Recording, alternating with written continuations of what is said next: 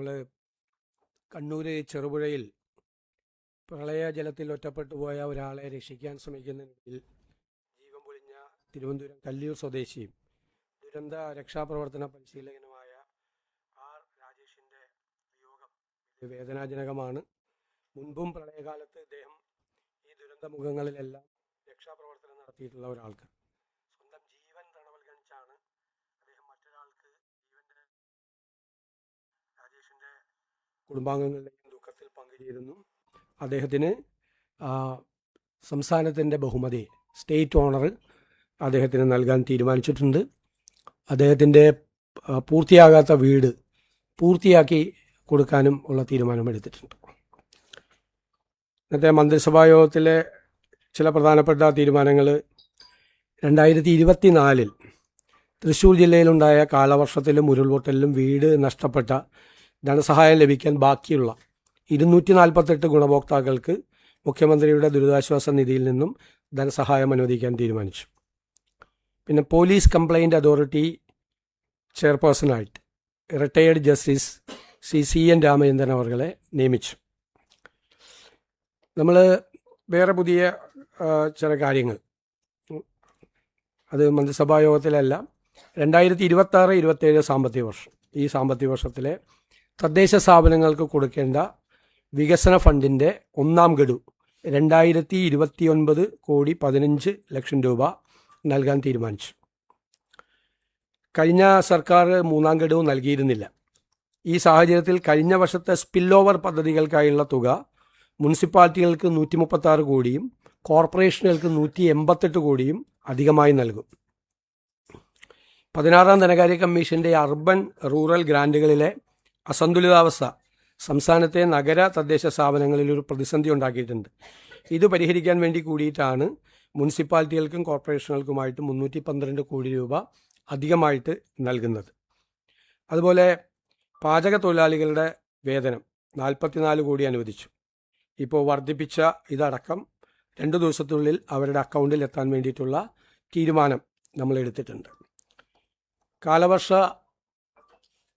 കെടുതിയെ സംബന്ധിച്ച ഏറ്റവും പുതിയ വിവരം 462 ക്യാമ്പുകളാണ് സംസ്ഥാനത്ത് പ്രവർത്തിക്കുന്നത്.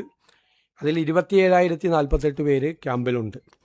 അതിൽ പത്തനംതിട്ടയിലെ 157, ആലപ്പുഴയിലെ 81, കോട്ടയത്ത് 154. ഇതാണ് ഏറ്റവും പ്രധാനപ്പെട്ട 3 ജില്ലകളിൽ ഏറ്റവും കൂടുതൽ ക്യാമ്പുള്ളത്. മറ്റതെല്ലാം 10 ബന്ധപ്പെട്ട് മാത്രമാണുള്ളത്. നമുക്ക് ഇതുവരെ റിപ്പോർട്ട് ചെയ്യപ്പെട്ടിട്ടുള്ള മരണങ്ങൾ 26 ആണ്. 11 പേർക്ക് അപകടം പറ്റിയിട്ടുണ്ട്. 4 പേര് മിസ്സിംഗ് ആണ്. അതുപോലെ 1882 ഹെക്ടർ കൃഷി സ്ഥലത്ത് നാശനഷ്ടം ഉണ്ടായിട്ടുണ്ട്. ഒരു 67.44 കോടി രൂപ ഇപ്പോഴത്തെ പ്രാഥമിക വിവരങ്ങൾ അനുസരിച്ച് നഷ്ടമുണ്ടായിട്ടുണ്ട്. 67.44 കോടി രൂപയാണ് പ്രാഥമിക റിപ്പോർട്ട് നാശനഷ്ടങ്ങളുടെ. ഫൈനൽ റിപ്പോർട്ട് വരുമ്പോൾ കുറച്ചുകൂടി കൂടും. ഇപ്പോൾ ഉള്ളത് ടോട്ടൽ നാശനഷ്ടം 1882 ഹെക്ടർ സ്ഥലത്താണ് കൃഷിനാശം ഉണ്ടായിരിക്കുന്നത്. കൃഷിനാശത്തിൻ്റെ ക്രോപ്പ് ഏരിയ ഡാമേജ് ആയിട്ടുള്ളത് അത് 23,537 കർഷകരെ അത് ബാധിച്ചിട്ടുണ്ട്. അപ്പോൾ സുപ്രധാനമായ ചില തീരുമാനങ്ങൾ കൂടി ക്യാബിനറ്റ് അംഗീകാരം നൽകിയിട്ടുണ്ട്. ഒന്ന്, നേരത്തെ പറഞ്ഞതുപോലെ മരണപ്പെട്ടവർക്ക് 8 ലക്ഷം രൂപ, 4 ലക്ഷം രൂപ SDRF-ൽ നിന്നും 2 ലക്ഷം രൂപ CMDRF-ൽ നിന്നും 2 ലക്ഷം രൂപ PMNRF-ൽ നിന്നും ഉൾപ്പെടെ 8 ലക്ഷം രൂപ മരിച്ചവർക്ക് കൊടുക്കും. അതുപോലെ ഈ വീട്ടിൽ വെള്ളം കയറിയ എല്ലാവർക്കും, അത് ഞാൻ പ്രത്യേകം പറയുന്നു, ഇപ്പോൾ കുറേ ആളുകൾ വന്ന് ക്യാമ്പിൽ രജിസ്റ്റർ ചെയ്യുന്നുണ്ട്. ക്യാമ്പിലെ രജിസ്ട്രേഷൻ അനുസരിച്ചിട്ടല്ല കൊടുക്കുന്നത്. ക്യാമ്പിൽ വരാത്തവർക്കും വീട്ടിൽ വെള്ളം കയറിയവർക്ക് കൊടുക്കും. ക്യാമ്പിൽ വന്നു എന്നതിൻ്റെ പേരിൽ വീട്ടിൽ വെള്ളം കയറിയിട്ടിലേക്ക് കൊടുക്കില്ല. അങ്ങനെ ഒരു തെറ്റായ ധാരണ പരക്കുന്നുണ്ട്. ചിലപ്പോൾ കുറേ ആളുകൾ വന്ന് രജിസ്റ്റർ ചെയ്യുന്നുണ്ട്. അപ്പോൾ വീട്ടിൽ വെള്ളം കയറിയ എല്ലാവരുടെയും വില്ലേജ് ഓഫീസറുടെ ഉദ്യോഗസ്ഥന്മാരുടെയും റിപ്പോർട്ട് അനുസരിച്ച് അവർക്ക് എല്ലാവർക്കും 10,000 രൂപ അവർക്ക് കൊടുക്കും. പിന്നെ മരിച്ചവരുടെ സംസ്കാര കർമ്മങ്ങൾ നടത്തുന്നതിന് വേണ്ടിയിട്ട് ഒരു 10,000 രൂപ അനുവദിച്ചിട്ടുണ്ട്. നേരത്തെ മുഴുവൻ ഡാമേജായ വീടുകൾക്ക് കൊടുത്തുകൊണ്ടിരുന്നത് 4 ലക്ഷം രൂപയാണ്. അത് 6 ലക്ഷം രൂപയാക്കി അത് വർദ്ധിപ്പിച്ചിട്ടുണ്ട്. പിന്നെ വീടും സ്ഥലവും പൂർണ്ണമായി നഷ്ടപ്പെട്ടു. കാരണം അവിടെ വീട് വെക്കാൻ പറ്റാത്ത അവസ്ഥ ഉണ്ടാവും ഈ ലാൻഡ് സ്ലൈഡും ലാൻഡ് സ്ലിപ്പും ഒക്കെ ഉണ്ടായ സ്ഥലത്ത്. അവിടെ നേരത്തെ കൊടുത്തിരുന്നത് 6 ലക്ഷം രൂപ സ്ഥലം മേടിക്കാനും 4 ലക്ഷം രൂപ വീടിനുമാണ്. 10 ലക്ഷം, അത് 12 ലക്ഷം രൂപയാക്കി അത് വർദ്ധിപ്പിച്ചിട്ടുണ്ട്. പിന്നെയുള്ള ഒരു 300 രൂപ വെച്ച് ഒരു കുടുംബത്തിലെ ഒരു റേഷൻ കാർഡിലെ 2 പേർക്ക് 300 രൂപ വെച്ച് ഡെയിലി കൊടുക്കും. അതുപോലെ അവർക്ക് അല്ലല്ല, അത് അവിടെ ഈ വീട്ടിൽ ബുദ്ധിമുട്ടുള്ളവർക്ക്, ഇങ്ങനെ വെള്ളം കയറി പ്രയാസപ്പെട്ടവർക്ക്, അതേപോലെ തന്നെ തിരിച്ച് വീട്ടിലേക്ക് പോയി അവിടെ താമസിക്കാൻ പറ്റാത്തവർക്ക്, അവർക്ക് ആ വീട്ടിൽ താമസിക്കാൻ പുതിയ വീട്ടിലോ അല്ലെങ്കിൽ ആ വീട് റെഡിയാവുന്നത് വരെ താമസിക്കാൻ വേണ്ടിയിട്ട് മാസം റെൻറ്റ് കൊടുക്കാൻ വേണ്ടിയിട്ടുള്ള തീരുമാനം അതെടുത്തിട്ടുണ്ട്. അത് വീട്ടിൽ വെള്ളം കയറി ആകെ ഇതെല്ലാം നാശനഷ്ടം സംഭവിച്ചവർക്കാണ്. ഒരു കുടുംബത്തിലെ 2 പേർക്ക്. അങ്ങനെയാണ് നേരത്തെ അതിൻ്റെ ഒരു സ്റ്റാൻഡേർഡ് പ്രൊസീജിയർ. ഇനി നമ്മൾ പുതിയതായിട്ട് വേറൊരു കാര്യം കൂടി ചെയ്തിട്ടുണ്ട്. നമുക്ക് ഈ ക്രോപ്പ് അസിസ്റ്റൻസ്, അതായത് കൃഷിനാശം ഉണ്ടായാലുള്ള നഷ്ടം വളരെ തുച്ഛമായ തുകയാണ്, വർഷങ്ങൾക്ക് മുമ്പ് തീരുമാനിച്ചിട്ടുള്ളതാണ്. കഴിഞ്ഞ ദിവസം ഞാൻ പറഞ്ഞു 2.5 ഏക്കർ സ്ഥലം, 1 ഹെക്ടർ സ്ഥലം നെൽകൃഷി നാശം ഉണ്ടായ 13,500 രൂപയാണ്. അങ്ങനെ പലതിനും വളരെ ചെറുതാണ്, കാരണം കേന്ദ്രത്തിൽ നിന്ന് കിട്ടുന്ന തുക ചെറുതാണ്. പക്ഷേ അത് നമ്മൾ 25% വർദ്ധിപ്പിക്കാൻ വേണ്ടി തീരുമാനിച്ചിട്ടുണ്ട് ഈ പ്രാവശ്യം. 25%. അത് നമ്മൾ തന്നെ സ്റ്റേറ്റ് തന്നെ കൊടുക്കും, 25%.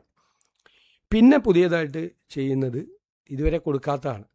ധാരാളം കടകൾ വെള്ളം കയറി നശിച്ച് അവരുടെ നാശനഷ്ടങ്ങൾ ഉണ്ടായി അവരുടെ ഉപജീവന മാർഗം നഷ്ടപ്പെട്ടിട്ടുണ്ട്.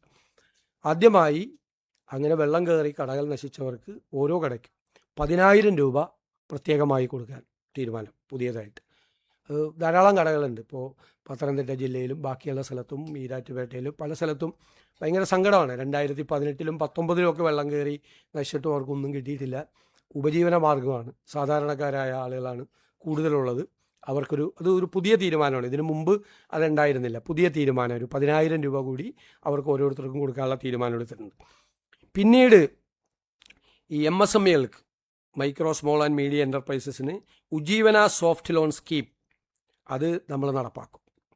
അതിൻ്റെ ഭാഗമായിട്ട്, അതായത് SMEകൾക്കുണ്ട്, ട്രേഡ് നടത്തുന്നവർക്കുണ്ട്, ഇൻഡസ്ട്രിയൽ എൻ്റർപ്രൈസസിനുണ്ട്, അപ്രൂവ്ഡ് ആയിട്ടുള്ള ഹോം സ്റ്റേകൾക്കുണ്ട്, പിന്നെ ഈ പ്രളയം ബാധിച്ച ക്ഷീര കർഷകർക്കുണ്ട്, കിസാൻ കാർഡ് ഹോൾഡേഴ്സിനുണ്ട്, പിന്നെ ഈ പക്ഷികളെ, ഈ താറാവിനെയൊക്കെ വളർത്തുന്ന പോലുള്ള ഇത് വളർത്തുന്നവർക്കുണ്ട്, തേനീച്ച കർഷകർക്കുണ്ട്, ടൂറിസ്റ്റ് വെഹിക്കിളിൻ്റെ ഓണേഴ്സ് ഉണ്ട്, അതുപോലെ കൊമേഴ്സ്യൽ വെഹിക്കിളിൻ്റെ ഓണേഴ്സ് നാശനഷ്ടം ഉണ്ടായാൽ അവർക്കെല്ലാമാണ് ഈ സോഫ്റ്റ് ബാങ്ക് ലോൺസ് കൊടുക്കുന്നത്. അത് നമ്മൾ ഒരു 12 ലക്ഷം രൂപ വരെ ആണ് ഈ ലോൺ നമ്മൾ ബാങ്കുകളുമായിട്ട് അറേഞ്ച് ചെയ്യുന്നത്. അപ്പോൾ ഒരു 3 സ്കീമാണ് അതിൻ്റെ അകത്തുള്ളത്. ഒന്ന്, 12 ലക്ഷം രൂപ വരെ കൊടുക്കുമ്പോൾ 25% ലോൺ എമൗണ്ടോ അല്ലെങ്കിൽ 3 ലക്ഷം രൂപയോ, ഏതാണ് ചെറുത്? 12 ലക്ഷം രൂപ ഉണ്ടെങ്കിൽ 3 ലക്ഷം രൂപ, അല്ലെങ്കിൽ 25% ലോൺ എമൗണ്ട്, ഏതാണ് ചെറുതെന്ന് പറഞ്ഞാൽ അത് മാർജിൻ മണിയായിട്ട് ഗവൺമെൻറ് ബാങ്കിലേക്ക് കൊടുക്കും. 3 ലക്ഷം രൂപ. ഇനി ചിലർക്ക് അതല്ല വേണ്ടത്, അവർക്ക് ഓപ്ഷനാണ്. മാർജിൻ മണി വേണ്ടെങ്കിൽ 5 കൊല്ലത്തേക്ക് അവരുടെ ഈ ലോണിൻ്റെ 9% പലിശ സർക്കാർ ബാങ്കിലേക്ക് നൽകും. അതാണ് ആ സോഫ്റ്റ് ലോൺ സ്കീം എന്ന് പറയുന്നത്. മൂന്നാമത്, ഇതിൻ്റെ തൊട്ട് മുമ്പ് ലോൺ എടുത്തു, ലോൺ എടുത്തിട്ട് അടയ്ക്കാൻ പറ്റുന്നില്ല. അപ്പോൾ അവർക്ക് കൂടി ഈ 9% ആ പലിശ 5 വർഷത്തേക്ക് കൊടുക്കാൻ. ഇങ്ങനെ ഒരു 3 തീരുമാനം അതുമായിട്ട് ബന്ധപ്പെട്ട്, സോഫ്റ്റ് ലോണുമായിട്ട് ബന്ധപ്പെട്ട് എടുത്താൽ. തീരപ്രദേശത്ത് വലിയ നാശം ഉണ്ടായിട്ടുണ്ട്. അപ്പോൾ അവിടെ ഈ പരമാവധി സ്ഥലത്ത് കടൽ ഭിത്തി പണിയാനുള്ള സ്കീമുകളൊക്കെ വേഗത്തിലാക്കാൻ തീരുമാനിച്ചിട്ടുണ്ട്. ആവശ്യമായ സ്ഥലത്ത് ജിയോ ബാഗുകൾ കൊടുക്കാൻ വേണ്ടിയിട്ട് നിർദ്ദേശം ഇറിഗേഷൻ ഡിപ്പാർട്ട്മെൻറ്റിന് കൊടുത്തിട്ടുണ്ട്. മത്സ്യത്തൊഴിലാളികളുടെ വർഷങ്ങളായിട്ടുള്ള ഒരു പരാതിയാണ് ഈ പുനർഗേഹം പദ്ധതിക്ക് തുച്ഛമായ തുകയാണ് കിട്ടുന്നത്, അവർക്ക് ഭയങ്കര പ്രയാസമാണ്. ആ പദ്ധതി ഒരു പുതിയ പദ്ധതിയായിട്ട് അത് ഉടൻ തന്നെ അത് പ്രഖ്യാപിച്ചു. അവർക്കുള്ള സഹായം, അവരുടെ പരാതികൾ പരിഹരിച്ച്, മത്സ്യത്തൊഴിലാളികളുടെ ആ പദ്ധതിയെക്കുറിച്ചുള്ള പരാതികളെല്ലാം പരിഹരിച്ച് തുക വർദ്ധിപ്പിക്കുന്ന കാര്യം അതിൻ്റെ പ്രപ്പോസൽ തരാൻ പറഞ്ഞിട്ടുണ്ട്. അതനുസരിച്ചിട്ടുള്ളൊരു പുതിയ പദ്ധതി അവർക്ക് വേണ്ടിയിട്ട്, മത്സ്യത്തൊഴിലാളികൾക്ക് വേണ്ടി അവർക്ക് പ്രഖ്യാപിക്കും. ഇതാണ് അതെ ഭവന പദ്ധതി. പിന്നെ അടുത്ത 5 ദിവസത്തേക്കുള്ള കാലാവസ്ഥാ പ്രവചനം നിങ്ങൾക്ക് കിട്ടിക്കാണും. കേരളത്തിൽ ഒറ്റപ്പെട്ട ഇടങ്ങളിൽ ഇന്ന് മുതൽ 5-ാം തീയതി മുതൽ 8-ാം തീയതി വരെ ശക്തമായ മഴയ്ക്കും ഓഗസ്റ്റ് 5-6 തീയതികളിൽ ഒറ്റപ്പെട്ട ഇടങ്ങളിൽ ശക്തമായ കാറ്റിനും സാധ്യത ഉണ്ടെന്ന് കേന്ദ്ര കാലാവസ്ഥാ വകുപ്പ് അറിയിച്ചിട്ടുണ്ട്. ഇന്നും നാളെയും ഓറഞ്ച് അലർട്ടാണ്. 5-ാം തീയതി പത്തനംതിട്ട, ആലപ്പുഴ, കോട്ടയം, ഇടുക്കി, എറണാകുളം, കോഴിക്കോട്, വയനാട്, കാസർഗോഡും 6-ാം തീയതി പത്തനംതിട്ട, കോട്ടയം, ഇടുക്കി, എറണാകുളവും. യെല്ലോ അലർട്ട് 5-ാം തീയതി തിരുവനന്തപുരം, കൊല്ലം, തൃശ്ശൂർ, പാലക്കാട്, മലപ്പുറമാണ്. ബാക്കി 6-ാം തീയതി ബാക്കി ജില്ലകളിലും ആണ് ഇത് കൊടുത്തിരിക്കുന്നത്. അതെല്ലാം വില്ലേജ് ഓഫീസുകളിൽ നിന്ന് കളക്ട് ചെയ്ത് വരുമല്ലോ. കൃഷിനാശത്തിൻ്റെ അഗ്രികൾച്ചർ ഡിപ്പാർട്ട്മെൻറ്റും ഒരു സ്റ്റാൻഡേർഡ് പ്രൊസീജിയർ ഉണ്ട്. അതിന് ആ നഷ്ടമുണ്ടായിരിക്കുന്ന കടകളുടെ എണ്ണം തരാൻ നമ്മൾ ആവശ്യപ്പെട്ടിട്ടുണ്ട്.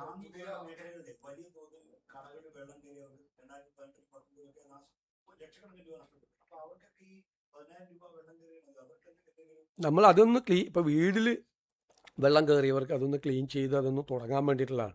ഈ 10,000 രൂപയാണ് നമ്മൾ ചെയ്യുന്നത്. ഒപ്പം ഈ ലോണിൻ്റെ ഈ സോഫ്റ്റ് ലോൺ അതാണ് ഇപ്പോൾ ചെയ്യുന്നത്. ഈ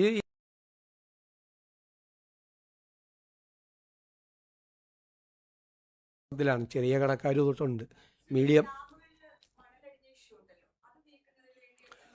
ഞാനതാണ് പറയാൻ പോകുന്നത്. ഞാനൊരു വളരെ പ്രധാനപ്പെട്ട പദ്ധതി നമ്മുടെ ബജറ്റിൽ പ്രഖ്യാപിച്ചതുപോലെ ഇന്ത്യക്ക് മോഡലായ ഒരു ഡിസാസ്റ്റർ മാനേജ്മെൻറ്റ് റെസീലിയൻസ് പ്രോഗ്രാം കേരളത്തിൽ നടപ്പാക്കും. അതിൽ ക്ലൈമറ്റ് പ്രഡിക്ഷന് ഏറ്റവും ആധുനികമായ സങ്കേതങ്ങൾ, ലോകത്തുള്ള ഏറ്റവും ആധുനികമായ സങ്കേതങ്ങൾ ഉപയോഗിക്കും. ക്ലൈമറ്റ് പ്രഡിക്ഷൻ അതിൻ്റെ വാർണിംഗ് സിസ്റ്റം ഇഫക്റ്റീവ് ആക്കും.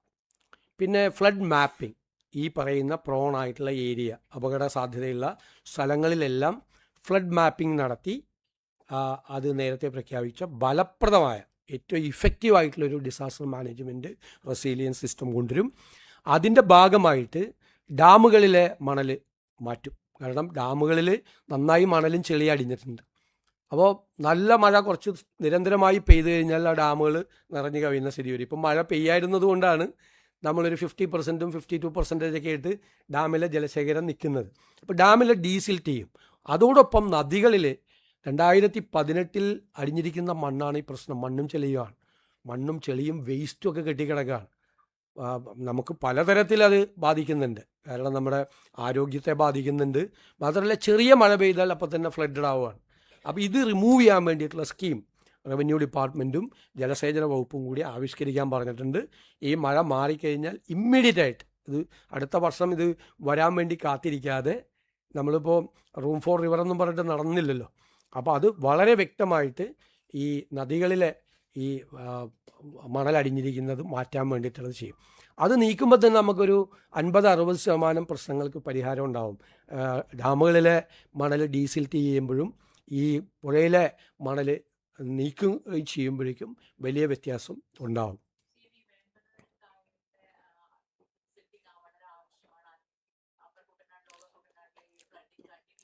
വളരെ പ്രശ്നമാണ്, വളരെ ഗുരുതരമായ പ്രശ്നമാണ്. ഇപ്പോൾ തന്നെ നമ്മൾ ഏകദേശം 90ഓളം ഷട്ടറുകൾ തുറന്നിട്ടാണ് കുട്ടനാട് ഇത്രയെങ്കിലും ഉണ്ടായുള്ളൂ എന്ന് പറയാൻ പറ്റുന്നത്.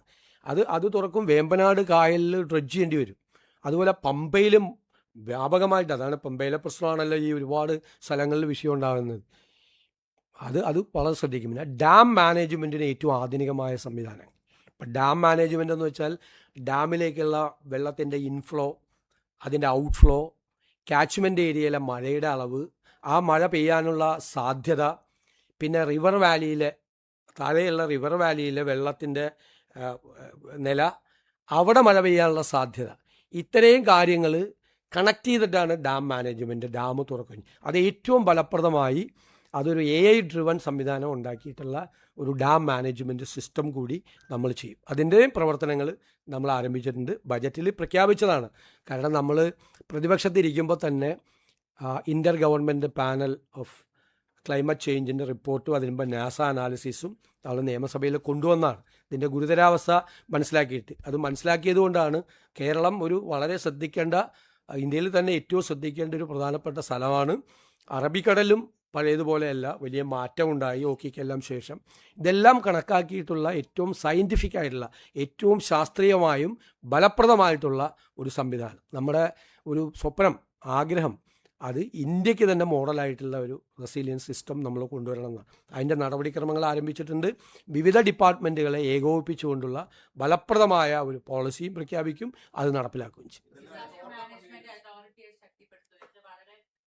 അല്ല, സ്വാഭാവികമായിട്ട് അത് ഡിസാസ്റ്റർ മാനേജ്മെൻറ്റ് റെസിലിയൻസ് സെൻറ്റർ എന്ന് പറഞ്ഞാൽ ഏറ്റവും മോഡേൺ ആക്കുവാണ്. ഇപ്പോഴുള്ളത് പോരല്ലോ, നമുക്ക് കുറേ കൂടി ഇമ്പ്രൂവ് ചെയ്ത് കുറേ കൂടെ ബെറ്ററാക്കി ലോകത്ത് അവൈലബിൾ ആയിട്ടുള്ള എല്ലാ സാധ്യതകളും പരിശോധിച്ച് ചെയ്യുകയാണ്. നല്ലൊരു ടീം അതിനുവേണ്ടി വർക്ക് ചെയ്യും. നല്ലൊരു ടീം, ഒരുപാട് പ്രഗത്ഭരായ ആളുകൾ അതിന് സന്നദ്ധരായിട്ട് വന്നിട്ടുണ്ട്. അവർ പല സ്ഥലം, ഇപ്പോൾ ക്ലൈമറ്റ് പ്രഡിക്ഷനിൽ വലിയ നല്ല പ്രിസിഷനുള്ള ആളുകൾ, കൃത്യമുള്ള ആളുകൾ, പിന്നെ ഈ ഡിസാസ്റ്റർ മാനേജ്മെൻറ്റിലെ എക്സ്പേർട്ടുകൾ തുടങ്ങിയ സ്ഥലത്ത് പല സംസ്ഥാനങ്ങളും കുറേ അഡ്വാൻസ് ചെയ്തു. ഇപ്പോൾ ഒറീസയൊക്കെ നമുക്ക് ഓർമ്മയില്ല, 78 സൈക്ലോൺ ഉണ്ടായപ്പോൾ 1.5 ലക്ഷം പേര് മരിച്ചെന്നാണ് പറഞ്ഞത്. എത്ര പേര് മരിച്ചെന്നൊരു കണക്കുണ്ടായിരുന്നു. പക്ഷെ അവർക്ക് ഒരു 2-3 കൊല്ലം മുമ്പ് ഒരു സൈക്ലോൺ ഉണ്ടായപ്പോൾ അവരുടെ കാഷ്വാലിറ്റി 2 കുറയ്ക്കാൻ പറ്റി. ഒറീസ പോലുള്ളൊരു പിന്നോക്കം നിൽക്കുന്ന സംസ്ഥാനം പോലും ഇക്കാര്യത്തിൽ വളരെ മുന്നോട്ട് പോയി. നമുക്ക് മുന്നോട്ട് പോകാൻ കഴിഞ്ഞിട്ടില്ല. അപ്പോൾ അത് അല്ല ആ കാലത്ത് ഏറ്റവും ഇന്ത്യയിലെ ഏറ്റവും ബാക്ക്വേർഡ് സ്റ്റേറ്റുകളിൽ ഒന്നായിരുന്നു അവർ, ഇല്ലേ? അവരവിടെ നിന്ന് ഈ അവരുടെ സിസ്റ്റം, കാരണം ഇപ്പോഴും ഭയങ്കര പ്രശ്നമുള്ള സ്ഥലമായിരുന്നു ഒറീസ. നമ്മളൊക്കെ നമ്മുടെ ചെറുപ്പത്തിലേക്ക് വായിച്ച് നമുക്കറിയാവുന്ന ഭയങ്കര മാറ്റമാണ്. ഞങ്ങൾ ഒരുപാട് മോഡൽസ് കൂടി എല്ലാ സ്ഥലത്തു നിന്നും നമ്മൾ എടുത്തിട്ടുണ്ട്. നമ്മുടെ ലോക്കലൈസ് ചെയ്ത് കേരളത്തിൻ്റെ ടോപ്പോഗ്രഫിയും മറ്റ് കാര്യങ്ങളും എല്ലാം പരിശോധിച്ച് ഉള്ള ഏറ്റവും ഒരു ഫലപ്രദമായ സിസ്റ്റത്തെക്കുറിച്ചാണ് നമ്മൾ ആലോചിക്കുന്നത്.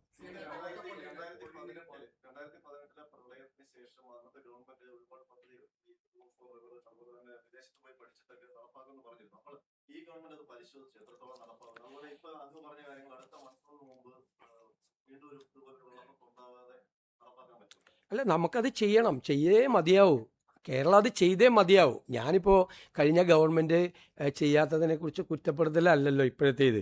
നമുക്ക് ചെയ്യണമായിരുന്നു. കാരണം ഓക്കി കഴിഞ്ഞിട്ടുണ്ടായ ഒരു വലിയ മാറ്റം, ഈ ക്ലൈമറ്റ് ചേഞ്ചിലേക്ക് ഉണ്ടായ മാറ്റം പരിശോധിക്കണം. ഞങ്ങൾ അന്ന് നിയമസഭയിൽ പ്രതിപക്ഷത്തിരിക്കുമ്പോഴും ഒരു പൊളിറ്റിക്കൽ സാധനമായിട്ടല്ല ഈ IPCC റിപ്പോർട്ടും. കേരളത്തിലുണ്ടായ മാറ്റമാണ്. ആ മാറ്റത്തിനനുസരിച്ച് കേരളം തയ്യാറെടുപ്പ് നടത്തണം. നമ്മൾ പറഞ്ഞില്ലേ, ഇപ്പോൾ റൂം ഫോർ റിവർ എന്നുള്ള ആശയമൊക്കെ നല്ലതാണ്, പക്ഷെ നടപ്പാക്കാൻ പറ്റിയില്ലല്ലോ നമുക്ക്. അതല്ലേ പ്രശ്നം.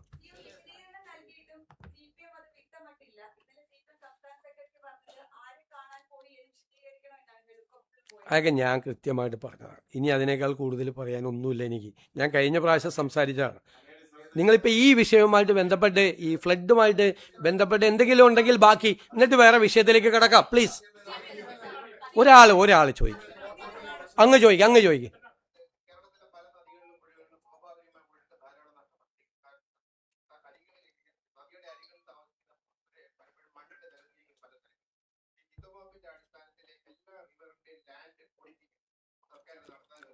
ഉറപ്പായിട്ട് ഇത് അതിൻ്റെ ഭാഗമാണ്. ലാൻഡ് ഓഡിറ്റിങ് നടത്തണം. കുറേ സ്ഥലങ്ങൾ, റിവർ സ്ഥലങ്ങൾ കയ്യേറ്റം നടത്തിയിട്ടുണ്ട്. പിന്നെ ഉള്ളത് ഈ പുഴയിലേക്ക് വരുന്ന ഈ വെള്ളം വരുന്ന കനാലുകൾ, തോടുകൾ, അതെല്ലാം നമ്മൾ ശ്രദ്ധിക്കാൻ വേണ്ടി ഒരു രജിസ്ട്രിയുടെ കാര്യം കഴിഞ്ഞാൽ ഞാൻ ക്യാബിനറ്റിൻ്റെ മീറ്റിങ്ങിൽ പറഞ്ഞില്ലേ, അതിൽ ഇതുകൂടി നമ്മൾ ഇൻക്ലൂഡ് ചെയ്തിട്ടുണ്ട് യഥാർത്ഥത്തിൽ. അല്ല, അത് വളരെ പ്രസക്തമായ ചോദ്യം അങ്ങ്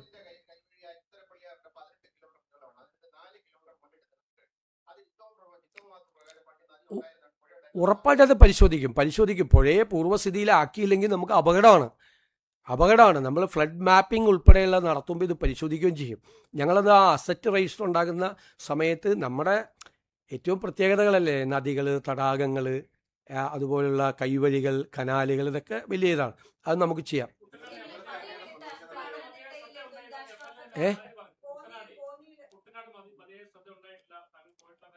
ഞാൻ എല്ലാ സ്ഥലത്തും അതിന് പോയിട്ടില്ലല്ലോ.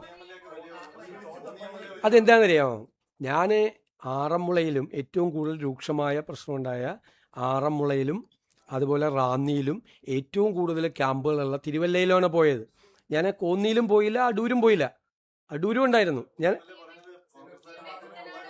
അല്ല, അത് ഞങ്ങളെ MLA-മാരെ ക്ഷണിച്ചിരുന്നില്ല. ആ മീറ്റിങ്ങിൽ എല്ലാ ജില്ലാ കളക്ടറെയും ചാർജുള്ള മന്ത്രിയെയും അവിടെയുള്ള എല്ലാ ഉദ്യോഗസ്ഥന്മാരുടെ, ഞാൻ താഴെ തട്ടിലുള്ള ഉദ്യോഗസ്ഥന്മാരെ വിളിക്കരുതെന്നോട് പറഞ്ഞു മീറ്റിംഗ്. കാരണം ഞാൻ പണ്ട് 2018 ഈ എറണാകുളത്തും തിരുവനന്തപുരത്തും മീറ്റിംഗ് നടക്കുമ്പോൾ താഴെയുള്ള ഉദ്യോഗസ്ഥരെ നമ്മൾ ഈ യോഗത്തിന് മന്ത്രിമാരും നേതാക്കന്മാരും എല്ലാവരും വരുമ്പോൾ മീറ്റിങ്ങിന് വിളിക്കുന്നതിന് എതിരായിട്ട് പറഞ്ഞിട്ടുള്ള ഒരാളാണ്. കാരണം അത് അവിടുത്തെ സിസ്റ്റത്തെ ബാധിക്കും. അതുകൊണ്ട് ജില്ലയിലെ ഹെഡ് മാത്രം, കാരണം അവർക്ക് എന്തെങ്കിലും കംപ്ലയിൻ്റ് ഉണ്ടെങ്കിൽ. എന്നിട്ട് നമ്മൾ ചെയ്തതെന്ന് വെച്ച് കഴിഞ്ഞാൽ നമ്മൾ ജില്ലാ കളക്ടർമാരുടെ മീറ്റിങ്ങിൽ കൊടുത്തു, കൂടുതൽ അധികാരം കൊടുത്തു. അത് ഫോർ ദ ടൈം ബീങ് ഇത് സെറ്റിൽ ചെയ്യാൻ പൈസ കൊടുത്തു. നേരത്തെ ആവശ്യത്തിന് പൈസയുണ്ട്. ഇനി അതല്ല, ഇനി ഭക്ഷണത്തിന് കൂടുതൽ പൈസയായി, ടോയ്ലറ്റ് ഇല്ല, ബയോ ടോയ്ലറ്റ് കൊണ്ടുവരണം, എന്ത് തീരുമാനം എടുക്കാനും ജില്ലാ ഭരണകൂടത്തിന് പൂർണ്ണമായ അധികാരം കൊടുത്തു. അവരെന്ത് തീരുമാനം എടുത്താലും അത് റാറ്റിഫൈ ചെയ്തോളാം. കാരണം ഈ ക്യാമ്പുകൾ 150 പേരിൽ കൂടുതൽ ക്യാമ്പിൽ വന്നപ്പോൾ അവിടെ ഒരു പ്രശ്നം വന്നു. അപ്പോൾ 150 പേരിൽ കൂടുതലുള്ള ക്യാമ്പുകൾ, രണ്ടാമത്തെ ക്യാമ്പുകൾ തുടങ്ങിക്കോളാൻ പറഞ്ഞു. പിന്നെ ഹെൽത്ത് ഡിപ്പാർട്ട്മെൻറ്റിന് കുറേ പ്രശ്നമുണ്ട് ഇല്ലേ. ഹെൽത്ത് ഡിപ്പാർട്ട്മെൻറ്റിന് ആശുപത്രികളിലെ ആളുടെ എണ്ണം കൂടി, അവിടെയും സ്റ്റാഫിൻ്റെ ഷോർട്ടേജൊക്കെ പല ഹെൽത്ത് അവരത് ചെയ്യുന്നുണ്ട്. എല്ലായിടത്തും ഡോക്ടർമാരുടെ ക്യാമ്പുണ്ട്. അതുകൂടാതെ ഞങ്ങൾ ആ ജില്ലകളിലെ ഈ സ്വകാര്യ ആശുപത്രികളുമായി ബന്ധപ്പെട്ട് പ്രത്യേകമായ ഇപ്പം എല്ലാ ആശുപത്രികളിലും മെഡിക്കൽ ക്യാമ്പ് നടത്തുന്നുണ്ട്, എല്ലാ സ്വകാര്യ ആശുപത്രികളിലെ മെഡിക്കൽ ക്യാമ്പ്. അപ്പോൾ നമ്മളൊന്നുകൂടി നേരിട്ട് പരിശോധിച്ചാണ്. MLA ആരെയും ആ പരിപാടിക്ക് ക്ഷണിച്ചിരുന്നില്ല, കുറച്ച് പേര് വന്നു, അത്രയേ ഉള്ളൂ. അല്ല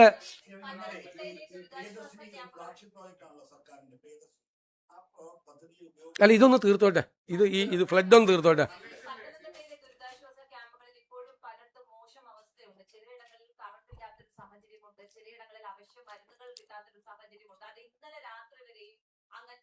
ഒരു സ്ഥലത്തുനിന്നും അങ്ങനെ റിപ്പോർട്ട് ചെയ്തിട്ടില്ല. ഇന്നലെ എല്ലാ ക്യാമ്പുകളിലും ഞങ്ങൾ ഇത്രയും കാര്യങ്ങൾ ശ്രദ്ധിച്ചു. ഒന്ന് ഭക്ഷണം കൃത്യസമയത്ത് കൊടുക്കുന്നുണ്ടോ, ഒന്ന് ലൈറ്റ് ഇലക്ട്രിസിറ്റി അറേഞ്ച്മെൻറ്റ്സ് കറക്റ്റായിട്ട് ഉണ്ടോ, ടോയ്ലറ്റുകൾ കറക്റ്റായിട്ടുണ്ടോ, മെഡിസിൻസ് ഉണ്ടോ, ഡോക്ടർമാരുടെ ക്യാമ്പ് ഉണ്ടോ, അവർ രാവിലെയും വൈകുന്നേരവും അവിടെയുള്ള രോഗികളായിട്ടുള്ള ഉൾപ്പെടെയുള്ള ആളുകളെ പരിശോധിക്കുന്നുണ്ടോ.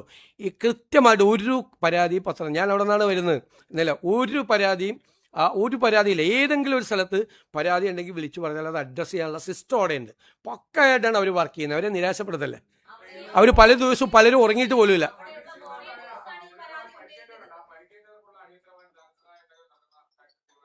ഇമ്മീഡിയറ്റ് ആയിട്ട് കൊടുക്കും, എല്ലാം ഡിസ്പോസ് ചെയ്യും. മാത്രമല്ല, ഇപ്പോൾ സർക്കാർ ആശുപത്രി ഇല്ലാത്ത സ്ഥലത്താണ് സ്വകാര്യ ആശുപത്രിയിലേക്ക് കൊണ്ടുപോയിക്കോ. ഗുരുതരാവസ്ഥയിലുള്ള ആളെ ഇനി കോട്ടയത്തേക്കോ പത്തനംതിട്ടയിൽ നിന്ന് അല്ലെങ്കിൽ ഒരു ജില്ലയിൽ നിന്ന് വേറെ ജില്ലയിലേക്ക് ഏറ്റവും നല്ല ആശുപത്രിയിൽ കൊണ്ടുപോയിക്കോ. ആ സ്വകാര്യ ആശുപത്രിയിലെ ബില്ലാണെങ്കിൽ പോലും അത് തീർത്തോളാം എന്ന് പറഞ്ഞിട്ടുണ്ട്. അതിനൊക്കെ ക്ലിയർ ആയിട്ടുള്ള ഡയറക്ഷൻ കൊടുത്തിട്ടുണ്ട്. നേരിട്ട് തന്നെ മീറ്റിങ്ങിലും കൊടുത്തു, ഞാൻ നേരിട്ട് പോയും കൊടുത്തു.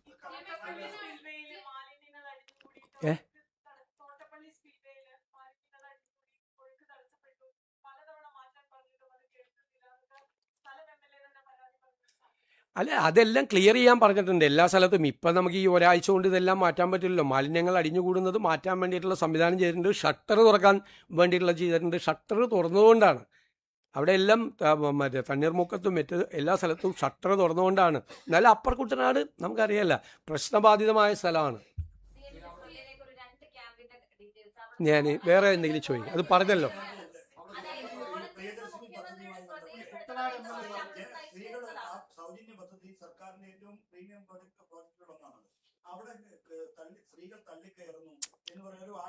ഞാനത് മന്ത്രി അതിനെക്കുറിച്ച് വിശദീകരണം നൽകി. അദ്ദേഹം തെറ്റുപറ്റിയതിൽ ഖേദവും പ്രകടിപ്പിച്ചു. പിന്നെ ഇനി അത് വിവാദമാക്കേണ്ട ആവശ്യമില്ല.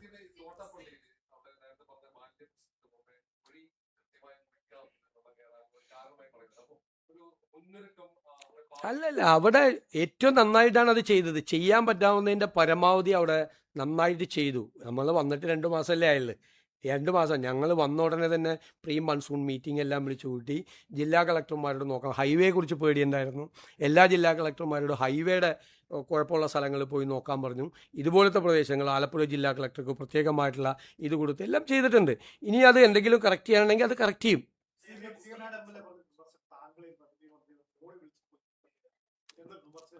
അത് ക്യാബിനറ്റ് ഉള്ളപ്പോഴും അദ്ദേഹം വിളിച്ചത് ആണ്.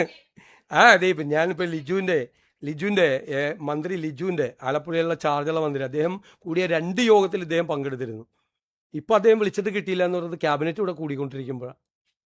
ലിജുവിൻ്റെ ഫോണിൽ നമ്പർ കിടക്കുന്നുണ്ട്.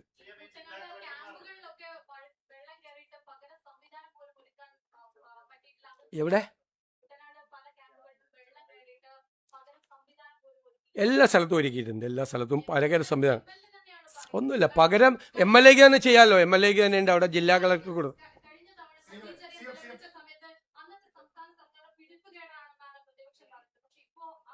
അങ്ങനത്തെ ഒരു വിഷയം അവിടെയില്ല. വെള്ളം കയറിയ സ്ഥലത്ത് വേറെ ക്യാമ്പിലേക്ക് മാറ്റും. ഞാൻ പറഞ്ഞല്ലോ 150 പേര്, അതൊന്നും ഒരിക്കലും ഉണ്ടായില്ല. 1500 പേരുടെ ക്യാമ്പ് വരെ ഇവിടെ ഉണ്ടായിട്ടുണ്ട്. ഇപ്പോൾ പറഞ്ഞിരിക്കുന്നത് 150 പേരിൽ ക്യാമ്പ് കൂടിക്കഴിഞ്ഞാൽ അപ്പോൾ അവിടെ വേണ്ട അടുത്ത സ്ഥലത്തേക്ക് ക്യാമ്പ് തുടങ്ങാൻ വേണ്ടിയിട്ട് പറഞ്ഞിരിക്കുകയാണ്. എത്ര രൂപ ചിലവായാലും ഒരു ഇതില്ലാന്ന് ജില്ലാ ഭരണകൂടത്തിൽ അവിടെ ചാർജുള്ള മന്ത്രി 2 പ്രാവശ്യം വിളിച്ചു. ഇപ്പോൾ 3ാമത്തെ മീറ്റിംഗ് ഇന്ന് രാവിലെ നടന്നുകൊണ്ടിരിക്കുകയാണ്. ചാർജുള്ള മന്ത്രി എവിടെ പരാതി പറഞ്ഞാൽ കുട്ടനാട് MLA അതിൽ പങ്കെടുക്കുന്നുണ്ട്. ആദ്യത്തെ 2 മീറ്റിങ്ങിലും കുട്ടനാട് MLA പങ്കെടുത്തിട്ടുണ്ട്. ഓരോ യോഗം നടക്കുന്നത് പരാതി തീർക്കാൻ വേണ്ടിയിട്ടാണ്.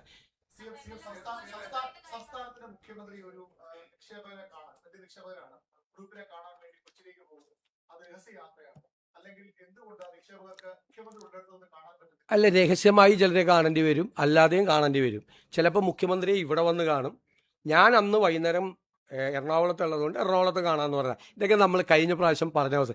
നിങ്ങൾക്ക് നമ്മുടെ സംസ്ഥാനത്തെ ബാധിക്കുന്ന ഗൗരവതരമായ പ്രശ്നങ്ങളുള്ളപ്പോൾ ഇതുപോലത്തെ കുറേ കാര്യങ്ങൾ വിവാദമാക്കാൻ താല്പര്യം. ഇതൊക്കെ കഴിഞ്ഞ പ്രാവശ്യം I have made it very clear. ഇനി വേണ്ട വേറെ ഒന്നും.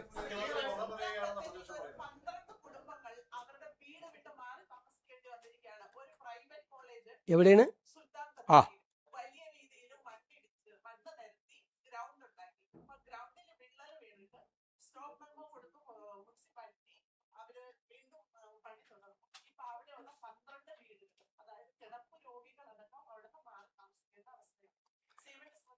ഉറപ്പായിട്ടും അത് അറിഞ്ഞിട്ടുണ്ട്.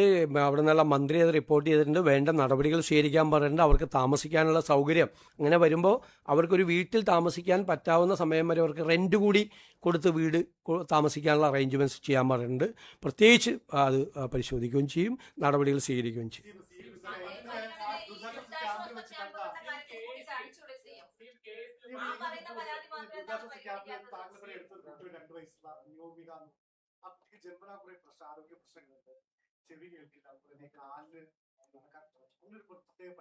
തീർച്ചയായിട്ടും അങ്ങനത്തെ ഏത് കേസ് നമ്മൾ വന്നു കഴിഞ്ഞാലും പരിശോധിക്കും. ഇന്നലെ അതുപോലെ കഴിഞ്ഞ 2018 പ്രളയത്തിൽ 7 കടകൾ നഷ്ടപ്പെട്ട് പിന്നീട് വലിയ ക്യാൻസർ രോഗിയായി മാറി ആയ എബിയുടെ കഥ മാധ്യമങ്ങൾ തന്നെ പ്രസിദ്ധീകരിച്ചു. അദ്ദേഹം എന്നെ കാണാൻ വന്നിരുന്നു. കോടതിയിൽ നിന്ന് പോലും ഡയറക്ഷൻ കൊടുത്താണ് അദ്ദേഹത്തിന് നഷ്ടപരിഹാരം കൊടുക്കാൻ വേണ്ടിയിട്ട്. അപ്പോൾ അദ്ദേഹത്തിൻ്റെ പരാതി കിട്ടിയിരുന്നു. അത്രയും കാര്യങ്ങൾ തീർച്ചയായിട്ടും നമ്മൾ ചെയ്യും. അങ്ങനത്തെ ഏത് വിഷയം വന്നാലും അപ്പോൾ അഡ്രസ്സ് ചെയ്യാനുള്ള ഒരു സംവിധാനം നമുക്കുണ്ട്. പ്രത്യേകമായ ചികിത്സ കൊടുക്കേണ്ട കുട്ടികൾക്ക് കൊടുക്കും. പ്രത്യേകിച്ച് നമ്മൾ ഫിസിക്കലി ഡിസേബിൾഡ് ആയ ആളുകൾക്കൊരു വലിയ പ്രോജക്റ്റ് പ്രഖ്യാപിക്കാൻ വേണ്ടിയിട്ടുള്ള തയ്യാറെടുപ്പുകളാണ്. നോ ബാരിയേഴ്സ് ഉൾപ്പെടെയുള്ള എല്ലാ സ്ഥലങ്ങളിലും സിംഗിൾ കേസ് ഇപ്പോൾ കുട്ടികളുടെ പലയിടത്തും വന്നു. കുട്ടികൾക്ക് അഡ്മിഷൻ ഇപ്പോൾ കൊച്ചിൻ യൂണിവേഴ്സിറ്റിയിൽ ഒരു കുട്ടിക്ക് അവിടെ MBAക്ക് അഡ്മിഷൻ കിട്ടി. MBAക്ക് അഡ്മിഷൻ അവിടെ കിട്ടുകയെന്ന് വെച്ചാൽ written test, interview, group discussion എല്ലാം കഴിഞ്ഞ് ആണ് കിട്ടുന്നത്. അത്രയും പൊട്ടൻഷ്യൽ ആയിട്ടുള്ളൊരു കുട്ടിയാണ്. ഫിസിക്കലി ഡിസേബിൾഡ് ആണെന്നല്ല, 70% ഡിസേബിൾഡാണ്. പക്ഷെ ക്ലാസ് മുകളിലാണ്, കയറാൻ പറ്റില്ല. അപ്പോൾ ഞങ്ങൾ ക്ലാസ് താഴേക്ക് ആക്കിച്ച് യൂണിവേഴ്സിറ്റിയിൽ നിന്ന് പിന്നെ അവിടെ ഒരു ലിഫ്റ്റ് വയ്ക്കാൻ വേണ്ടിയിട്ട് BPCL കൊണ്ടിട്ട് നമ്മളൊരു CSRL പ്രോജക്റ്റും കൊടുത്തു. അതേപോലെ തന്നെ ഒരു ഹയർ സെക്കൻഡറിക്ക് ഫുൾ A+ ഉള്ളൊരു കുട്ടിക്ക് ഒരു സ്കൂളിൽ പ്രശ്നം വന്നു. അത് ലാബ് മുകളിലാണ്, ആ ലാബ് താഴേക്ക് ആക്കിച്ചു. അങ്ങനെ നമ്മുടെ ശ്രദ്ധയിൽപ്പെടുന്ന കാര്യങ്ങൾ, അത് അങ്ങനെ ഒറ്റപ്പെട്ട കേസുകൾ മാത്രം നമ്മൾ അഡ്രസ്സ് ചെയ്താൽ പോരാ.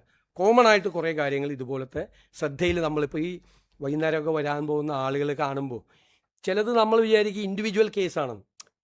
അപ്പോൾ 10 പേര് ഒരേപോലത്തെ കാര്യങ്ങൾ വന്ന് പറയുമ്പോഴാണ് നമുക്ക് മനസ്സിലാവുന്നത് ഇൻഡിവിജ്വൽ കേസല്ല, കോമൺ കേസാണ്. ഇപ്പോൾ ഈ പറഞ്ഞ കേസൊക്കെ കോമൺ കേസ്. ഇപ്പോൾ റെയർ ഡിസീസിൻ്റെ മരുന്ന് പുറത്തുനിന്ന് വരുവാണ്. 30 കോടി 40 കോടിയാണ്. എങ്ങനെ ഏത് കുടുംബത്തിന് പറ്റും വരുന്നത്? അപ്പം നമ്മളതിന് പുറത്തുനിന്ന് മരുന്ന് കൊണ്ടുവരാൻ പറ്റുമോ? അപ്പോൾ അതിൻ്റെ 10-1 ചിലവാക്കി മാറ്റാൻ പറ്റും. അപ്പോൾ ഇത് സിംഗിൾ കേസല്ല. ചിലപ്പോൾ അതേപോലത്തെ ഒരേപോലത്തെ കേസുകൾ വരുമ്പോൾ അതൊരു കോമൺ മാറ്ററാണ്. അപ്പം നമ്മുടെ ഓഫീസിൽ നമ്മൾ CMOയിൽ അത്തരം കാര്യങ്ങൾ പരിശോധിക്കാൻ വേണ്ടിയിട്ട് ഒന്നിലധികം കേസുകൾ കോമൺ കേസായിട്ട് കേരളത്തിൻ്റെ വിവിധ ഭാഗങ്ങളിൽ നിന്ന്, ഇത് ഞാനൊരു ഉദാഹരണം പറഞ്ഞാൽ, അത് പരിശോധിച്ചിട്ട് അതിൽ ഇടപെടാൻ വേണ്ടിയിട്ടും അതിൽ നടപടിയെടുക്കാൻ വേണ്ടിയുള്ള കാര്യം ചെയ്യും. അല്ലാതെ നമ്മൾ ഈ പെറ്റീഷൻ മേടിച്ച് വയ്ക്കുക, പെറ്റീഷൻ എടുത്ത് വയ്ക്കുക, നോക്കാമെന്ന് പറയുക എന്നല്ല. അത് ഓരോന്നും പരിശോധിച്ചിട്ടുള്ളൊരു വലിയ സംവിധാനം നമ്മൾ ചെയ്തിട്ടുണ്ട്. അത് കുറച്ചുകൂടി കഴിയുമ്പോൾ കുറച്ചുകൂടി ഇഫക്റ്റീവ് ആക്കാൻ പറ്റും. കാരണം ഡാഷ്ബോർഡ് കൂടെ വെച്ച് ഡാറ്റ ഡ്രിവൺ ആക്കി കഴിയുമ്പോൾ നമുക്ക് ചിലപ്പോൾ നമ്മുടെ ഒരു ഫോൺ കോളും ഉണ്ട്, ചിലപ്പോൾ നമ്മുടെ ഒരു ഉത്തരവ് കൊണ്ട് ഈ വർഷങ്ങളായി പരിഹരിക്കാതെ കിടക്കുന്ന പ്രശ്നങ്ങൾ പരിഹരിക്കാൻ നമുക്ക് പറ്റും. തീർച്ചയായിട്ടും അക്കാര്യത്തിൽ പ്രത്യേകമായി ശ്രദ്ധിക്കും.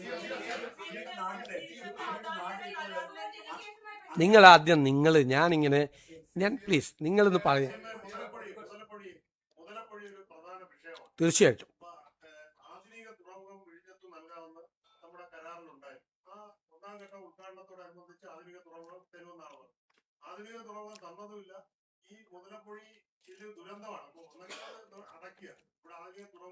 മുതലപ്പുഴയെ സംബന്ധിച്ചുള്ള അടിയന്തര തീരുമാനം ഉണ്ടാവും. അടുത്ത ആഴ്ച മീറ്റിംഗ് വെച്ചിട്ടുണ്ട്. ഫാദർ യൂജിൻ പരേരയുടെ നേതൃത്വത്തിൽ അവിടുത്തെ വൈദികർ വന്ന് അവിടെ കണ്ടിരുന്നു. ഞാൻ നേരത്തെ പല പ്രാവശ്യം പോയിരുന്നു.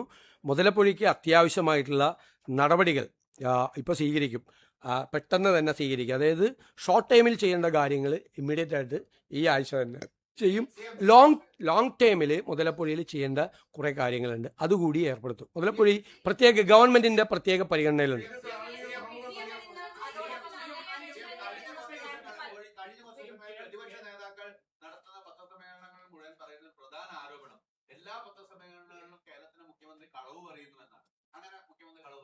അത് കഴിഞ്ഞ തെരഞ്ഞെടുപ്പിന് മുമ്പ് 6 മാസക്കാലം എനിക്കെതിരെ നടത്തിയ ക്യാമ്പയിൻ എന്തായിരുന്നു? 6 മാസം അവിടെ എന്തോ ഒരു പ്രശ്നം ഉണ്ടായി AK സെൻ്ററിൽ അവർക്കെതിരെ. അപ്പം ഞാൻ പറഞ്ഞു അവരെ മാറ്റരുതെന്ന് പറഞ്ഞു. കാരണം അവരാണ് എനിക്ക് വേണ്ടിയിട്ട് ക്യാമ്പയിൻ നടത്തിക്കൊണ്ടിരിക്കുന്നത്. ആ ക്യാമ്പയിൻ ഇലക്ഷൻ കഴിഞ്ഞിട്ടും തുടർന്നുകൊണ്ടിരിക്കുകയാണ്. സോഷ്യൽ മീഡിയയിലും മറ്റു കാര്യങ്ങളിലും അവർ തുടരട്ടെ. കാരണം കേരളത്തിലെ ജനങ്ങൾ അതിന് നല്ല വിധി എഴുതി മറുപടി കൊടുത്തിട്ടുണ്ട്. എനിക്കെതിരെ വ്യക്തിപരമായി നടത്തി.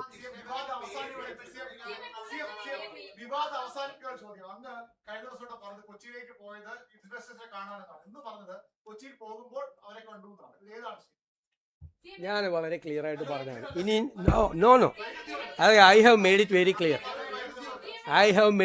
ക്ലിയർ. ഇനി ഒന്നുമില്ല പറഞ്ഞു.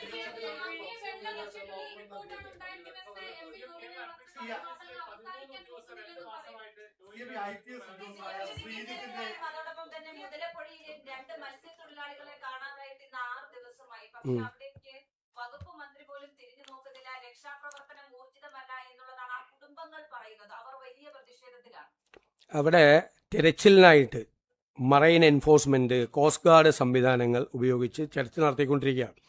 ആഴക്കടലിൽ തെരച്ചിൽ നടത്താനായി കോസ്റ്റ് ഗാർഡിൻ്റെ വെസലുണ്ട്, നേവിയുടെ ഹെലികോപ്റ്റർ ആവശ്യപ്പെട്ടിട്ടുണ്ട്. അവരെത്തി തെരച്ചിൽ നടത്തിയിരുന്നു. ഇതുകൂടാതെ കോസ്റ്റൽ ഗാർഡിൻ്റെ വിഴിഞ്ഞം സ്റ്റേഷൻ കമാൻഡറിൻ്റെ നേതൃത്വത്തിൽ തമിഴ്നാട് കുളച്ചല്ല ആഴക്കടലിലും അങ്ങോട്ട് പോകാൻ സാധ്യതയുണ്ടെന്നോർത്ത് അവിടെയും തെരച്ചിൽ നടത്തുന്നുണ്ട്. കോസ്റ്റ് ഗാർഡിൻ്റെ ചെറുവിമാനങ്ങളും ഹെലികോപ്റ്ററും ആകാശ നിരീക്ഷണം നടത്തുന്നുണ്ട്.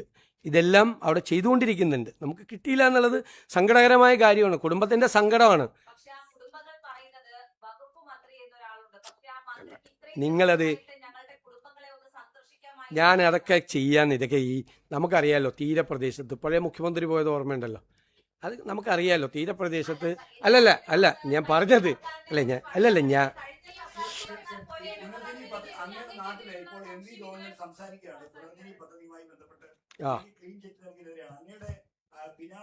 അതിന്റെ ഫൈനലിന്റെ പുനർജനിത്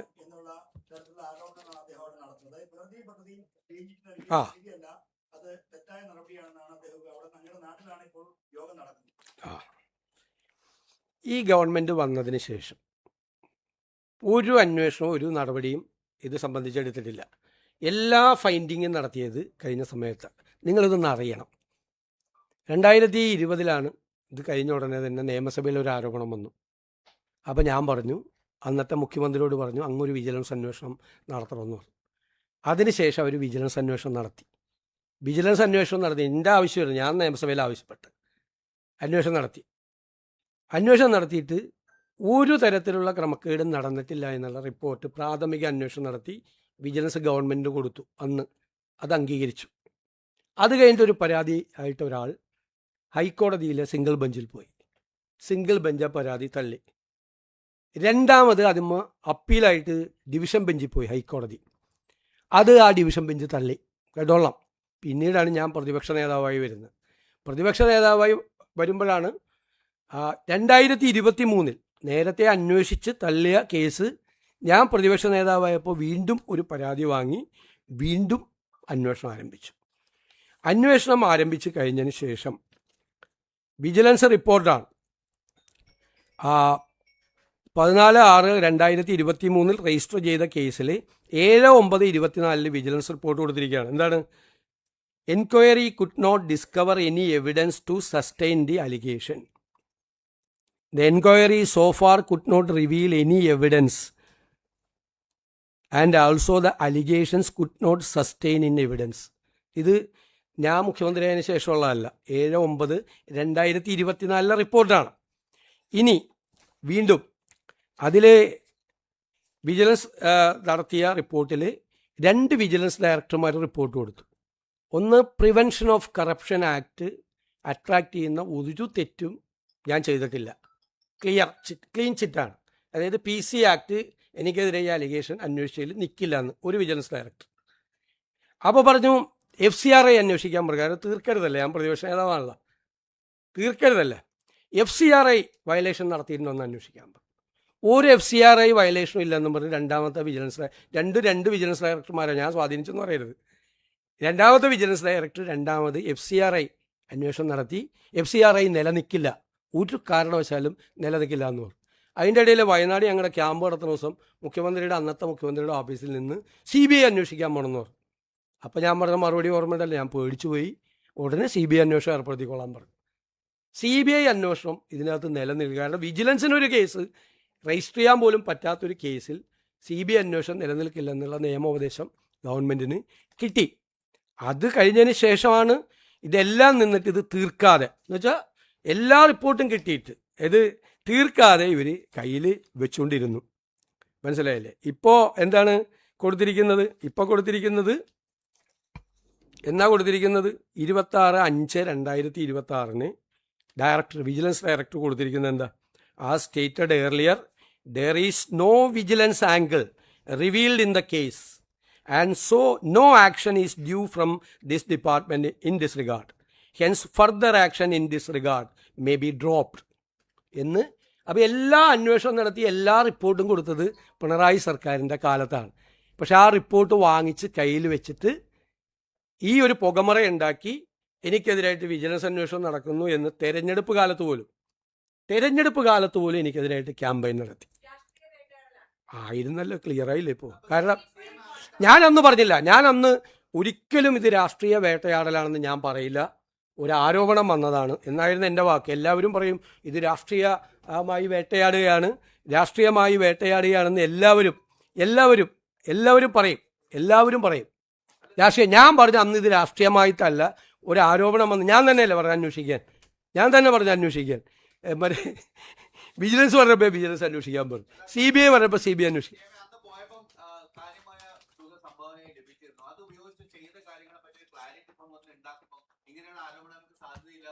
അതൊക്കെ അവിടെ നിയോജകമണ്ഡലത്തിലെ ജനങ്ങൾക്ക് കൃത്യമായിട്ട് അറിയാം. വിജിലൻസിന് കംപ്ലീറ്റ് റിപ്പോർട്ട് കൊടുത്തിട്ടുണ്ട്. ഇത് കേട്ടോ, അവിടെ എത്ര വീട് വെച്ചിട്ടുണ്ട്, ആ വീടിലെ അവരുടെ അഡ്രസ്സ്, എത്ര വീട് വെച്ചിട്ടുണ്ട്, എത്ര പേർക്ക് അവിടെ ധനസഹായം കൊടുത്തിട്ടുണ്ട്. ഈ കടക്കാർക്കൊന്നും കഴിഞ്ഞ പ്രാവശ്യം 2018 ഒന്നും കൊടുത്തില്ല. ഞാൻ 1600 കടകൾക്കാണ് അവിടെ നഷ്ടപരിഹാരം കൊടുത്തത്. കാലിത്തീറ്റ വരെ കൊടുത്തു, 50 ടൺ കാലിത്തീറ്റ വരെ കൊടുത്തു. ഓരോ സ്പോൺസർഷിപ്പാണ്. ഈ പുനർജനിക്ക് ഇവിടെ മോഡൽ എന്ന് പറയുന്നത്, ഞാനതുകൊണ്ടാണ് അന്ന് ധൈര്യമായിട്ട് അസംബ്ലി പറഞ്ഞത് ഇത് നല്ല മോഡലാണെന്ന്. അന്വേഷണം നടത്തുന്ന ഉദ്യോഗസ്ഥന്മാരെ അപ്രീഷിയേറ്റ് ചെയ്യും. കാരണം ഞങ്ങൾക്ക് ഒരു അക്കൗണ്ടും ഇല്ല. ഉദാഹരണത്തിന് വീട് വയ്ക്കാൻ ഒരാൾ വന്നാൽ നമ്മൾ ബെനഫിഷ്യറിയെ പറഞ്ഞു കൊടുക്കും, അവർക്ക് വീട് വെച്ച് കൊടുക്കുക.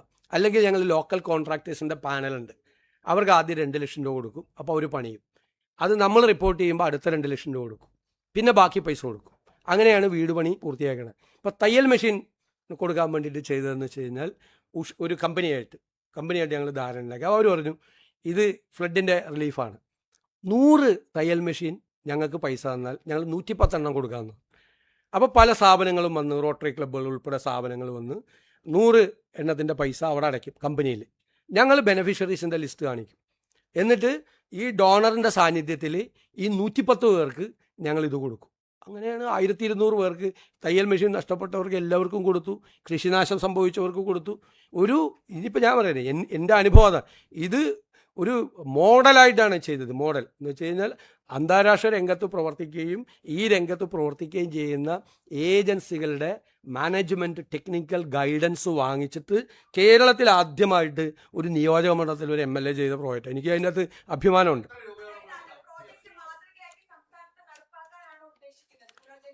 അല്ലല്ല, നമ്മളിപ്പോൾ വൺ കേരള മിഷൻ നമ്മൾ ഡിക്ലെയർ ചെയ്തിട്ടുണ്ട്. ഇതൊക്കെ നമ്മുടെ അനുഭവത്തിൽ നിന്ന് ചെയ്താണ് ബജറ്റിൽ, വെറുതെ ഒരു ഇതല്ല. അതിൽ ഈ രംഗത്ത് ചാരിറ്റി രംഗത്ത് പ്രവർത്തിക്കുന്ന ഒരുപാട് സംഘടനകളുണ്ട്, അവരുടെ എക്സ്പീരിയൻസ് ഉണ്ട് ഇഷ്ടം പോലെ, ധാരാളം. നമ്മൾ അത്ഭുതപ്പെട്ടു പോകും. ഓരോ രംഗത്ത് പ്രവർത്തിക്കുന്ന, ഓരോ ഫീൽഡിൽ പ്രവർത്തിക്കുന്ന അവരെല്ലാം കൂടി അസോസിയേറ്റ് ചെയ്തുകൊണ്ട് നമ്മളൊരു കോർപ്പസ് ഉണ്ടാക്കിക്കൊണ്ട് ചെയ്യും. അതിൽ ഞങ്ങൾ ഡിക്ലെയർ ചെയ്തേക്കുന്ന 2 കാര്യമാണ്. ഒന്ന്, ഒരു ഡോണർ 1000 രൂപ തന്നാൽ അതിൽ നിന്ന് 1 രൂപ പോലും ചെലവെടുക്കാതെ ഈ 1000 രൂപയും ബെനഫിഷ്യറിയുടെ കയ്യിലെത്തിക്കും. അതായിരുന്നു പുനർജനി മോഡലും എത്തിക്കും. 1 രൂപ പോലും പോവില്ല. ചിലവ് നമ്മൾ വേറെ വഹിക്കും, ഗവൺമെൻറ് വഹിക്കും ചിലവ്. അവിടെ MLA വേറെ സംവിധാനം ഉണ്ടാക്കി ആ ചിലവ് വഹിക്കും. പിന്നെ ഈ ബെനഫിഷ്യറി ആരാണെന്ന് ഡോണറിന് അറിയാൻ പറ്റിയെന്ന സംവിധാനം ഇയാൾ അർഹതപ്പെട്ട ആളാണെന്ന്. ഇപ്പം ഞാനെനിക്ക് 200 തയ്യൽ മെഷീൻ റോട്ടറി ക്ലബ്ബുകളിലൂടെയൊക്കെ തന്നു. അപ്പോൾ ഞാൻ പറഞ്ഞു, റോട്ടറി ക്ലബിനെ അവരുടെ സ്ത്രീകളുടെ സംഘടനയുണ്ട് ഇന്നർവീൽ, അവരോട് വന്ന് ഈ 200 വീടുകളും വിസിറ്റ് ചെയ്യാൻ പറഞ്ഞു. ഈ 200 വീടുകളിൽ അവിടുത്തെ സ്ത്രീകൾ വന്ന് വിസിറ്റ് ചെയ്തു. അപ്പോൾ അവർ വിസിറ്റ് ചെയ്തിട്ട് തിരിച്ച് അവരുടെ കുടുംബങ്ങളെ ഉൾപ്പെടെയാണ് അവരോട് പറഞ്ഞു 300 കൂടി കൊടുക്കണമെന്ന് പറഞ്ഞു. കാരണം അത്ര നന്നായിട്ടാണ് ചെയ്തിരിക്കുന്നത്. അപ്പോൾ അവർ 300 കൂടി തന്നു. ഇതോരോ മോഡലാണ്. ഇപ്പോൾ 2 കാര്യമാണ് ഇത്തരം കാര്യങ്ങൾ ചെയ്യുമ്പോൾ ചെയ്യുന്നത്. ഒന്ന്, ഒരു ഡോണറും തരുന്ന പൈസയുടെ 1 രൂപ കുറയരുത്. 2, ബെനഫിഷ്യറിയെ സെലക്ട് ചെയ്യും. ഞാൻ എങ്ങനെ ബെനഫിഷ്യറിയെ സെലക്ട് ചെയ്ത്, ഒരു മാനേജ്മെൻറ്റ് സ്കൂളുണ്ട്, കോളേജ് കളമശ്ശേരിയിൽ, XIME സേവിയേഴ്സിൻ്റെയാണ്. അവിടുത്തെ 200ഓളം സ്റ്റുഡൻസ്, MPA സ്റ്റുഡൻസും അവിടുത്തെ അധ്യാപകരും വന്ന് സർവേ നടത്തിയിട്ടാണ്, ആ സർവേയുടെ റിസൾട്ട് വെച്ചിട്ടാണ് ഇത് ചെയ്തത്. ഇപ്പോൾ കടകൾക്ക് വിതരണം നടത്തിയപ്പോൾ അതിൻ്റെ കൂടെ വ്യാപാരി വ്യവസായി സംഘടനകളുടെ ലെറ്റർ കൂടി വാങ്ങിച്ചു. അപ്പം നമ്മൾ പിന്നെ ഞങ്ങളുടെ ഒരു ടീം വിസിറ്റ് ചെയ്ത് നോക്കി. അങ്ങനെ 2-3 മാർഗങ്ങളിലൂടെ നമ്മൾ ആരെങ്കിലും തരുന്ന പൈസ പറ്റിക്കരുതല്ലോ മറ്റവർ, തട്ടിപ്പിച്ചു കൊണ്ടുവരും. അങ്ങനെയുള്ള നിങ്ങളൊന്ന് പഠിക്കുക, ആ സ്കീമൊന്ന് പഠിക്കുക. നിങ്ങളെന്നിട്ട് എഴുതുക അതിനെപ്പറ്റിയൊക്കെ. എൻ്റെ പേര് പറയണ്ട.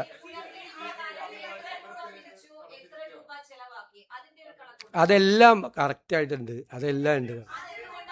അതെല്ലാം വിജിലൻസിൽ കൊടുത്തിട്ടുണ്ടെന്ന്. ഗവൺമെൻറ്റിൻ്റെ കയ്യിലുണ്ട്, സർക്കാരിൻ്റെ കയ്യിലുണ്ട്. ഞാൻ പല പ്രാവശ്യം പറഞ്ഞതാണ്, എത്ര വീട് വെച്ചെന്ന് വരെ പറയും. നിങ്ങൾ കേൾക്കാത്തതിന് ഞാൻ എന്ത് ചെയ്യാൻ പറ്റും?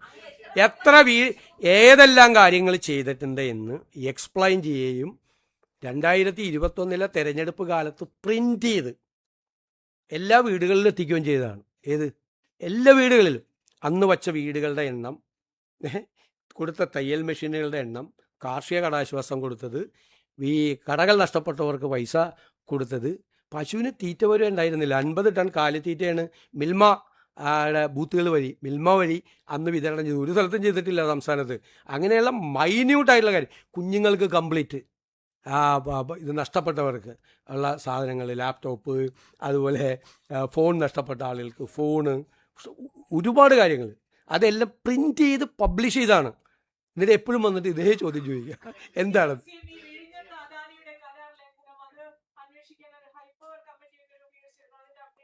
അവർ തരും, അവർ റിപ്പോർട്ട് തരും. അത് ഹൈപ്പവർ കമ്മിറ്റി രൂപീകരിച്ചതല്ല, ഓൾറെഡി അവിടെ ഉള്ളതാണ് ഹൈപ്പവർ കമ്മിറ്റി, ചീഫ് സെക്രട്ടറി ഇതായിട്ടുള്ളത്. അവരത് പഠിച്ച് ചെയ്യും. മാത്രമല്ല അതിൻ്റെ 2 ആസ്പെക്റ്റ് ഉണ്ട്. ഒന്ന്, സ്ട്രാറ്റജിക് ആയിട്ടുള്ള കാര്യങ്ങൾ അനുമതി കൊടുക്കേണ്ടത്, സെക്യൂരിറ്റി ആസ്പെക്റ്റിൽ കൊടുക്കേണ്ടത് കേന്ദ്ര ഗവൺമെൻറ്റാണ്.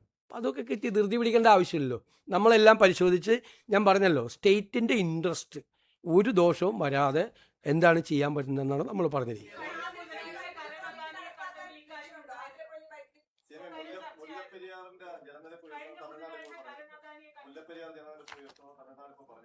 അല്ല, അത് നമ്മൾ ആ ഒരു ഡിസ്പ്യൂട്ട് നിലനിൽക്കുമല്ലേ, കേസും കമ്മിറ്റിയും. നമ്മളതിൽ നമ്മുടെ എക്സ്പേർട്ട് കമ്മിറ്റി മെമ്പറെ നമ്മൾ നിയമിക്കുന്നത് ഉൾപ്പെടെ തമിഴ്നാട് ഗവൺമെൻറ്റുമായിട്ട് ചർച്ച ഉൾപ്പെടെയുള്ള കാര്യങ്ങൾ നമ്മളുണ്ട്. ഉദ്യോഗസ്ഥ തലത്തിൽ ചർച്ച നടക്കുന്നുണ്ട്. മുഖ്യമന്ത്രി തലത്തിൽ കൂടിയുള്ള ചർച്ചയെക്കുറിച്ച് ഞങ്ങൾ ഗൗരവമായിട്ട് ആലോചിക്കുന്നുണ്ട്. തീർച്ചയായിട്ടും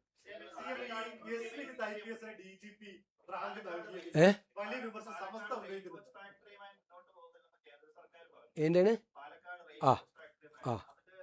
അതിപ്പോഴല്ല അവർ അറിയിച്ചത്, 2022 അറിയിച്ചായിരുന്നു. 2022 അറിയിച്ചപ്പോൾ ആ സ്ഥലം റെയിൽവേയിൽ നിന്ന് വിട്ട് കിട്ടാൻ വേണ്ടിയിട്ടാണ് കഴിഞ്ഞ ഗവൺമെൻറ് നോക്കിയത്.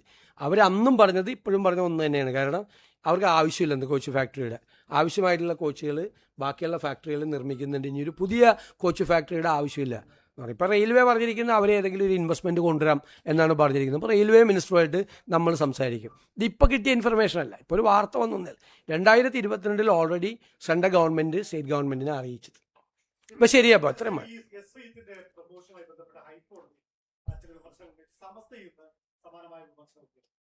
അതല്ല, നമ്മുടെ മുമ്പിൽ ഒരു വേക്കൻസി വരുമ്പോൾ നമ്മൾ ചെയ്യേണ്ട നടപടിക്രമം പൂർത്തിയാക്കിയാണ് ചെയ്തിട്ടുള്ളത്.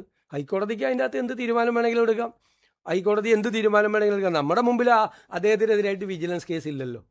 വിജിലൻസ് കേസ് വന്നേക്കും എന്ന് പറഞ്ഞുകൊണ്ട് നമ്മൾ ഒരാളുടെ പ്രൊമോഷൻ തടയണെന്തിന്? ഒരാളുടെ പ്രൊമോഷൻ തടയണെന്ന്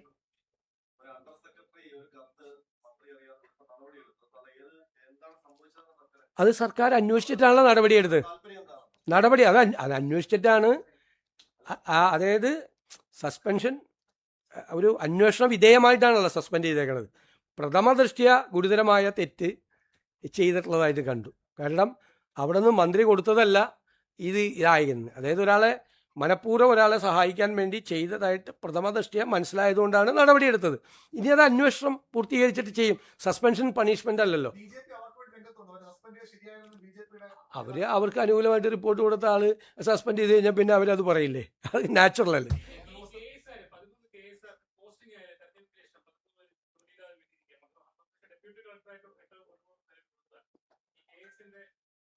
പോസ്റ്റ് ഇല്ലാത്ത സമയത്ത് ചെയ്താണ്.